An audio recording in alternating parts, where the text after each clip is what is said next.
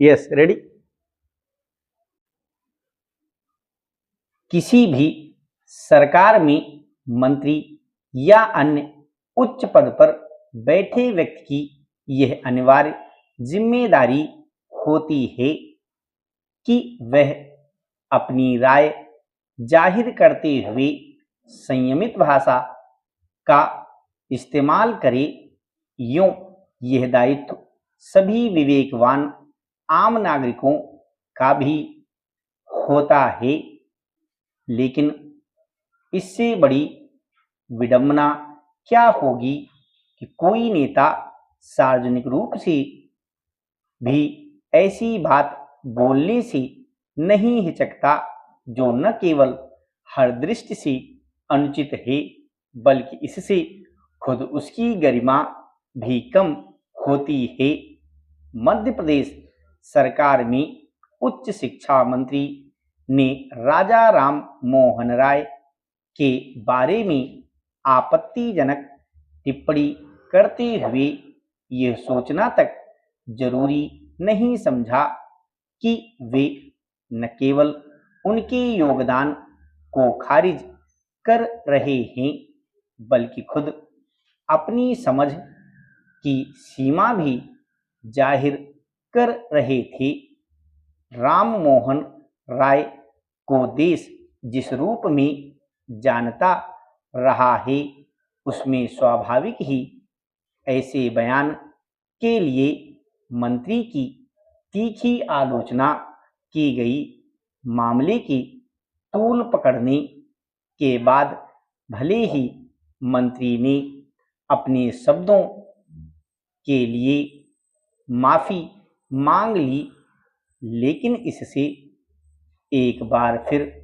यही जाहिर हुआ कि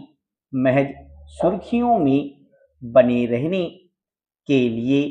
कैसे कुछ नेता किसी मसले पर विवाद खड़ा करने से नहीं हिचकते। सवाल है कि राज्य सरकार में उच्च शिक्षा मंत्री के पद पर होने के बावजूद क्या उन्हें इतिहास के उस अध्याय के बारे में जानकारी नहीं थी कि राम मोहन राय अपने किन योगदानों के लिए जाने जाते हैं। भारत में समाज सुधार आंदोलन में पुनर्जागरण से लेकर सती प्रथा को खत्म कराने के लिए विख्यात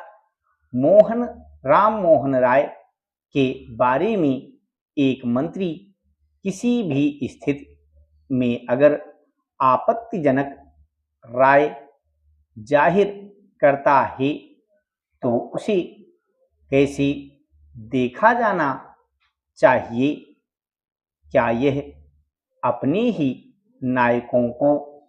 अपमानित करने का प्रयास नहीं माना जाएगा? अफसोस की बात यह है कि इस तरह बिना सोचे समझे बयान देने वाली मध्य प्रदेश की उच्च शिक्षा मंत्री अकेले नहीं हैं। इस तरह बेलगाम बोल का सहारा लेकर चर्चा बटोरने वाले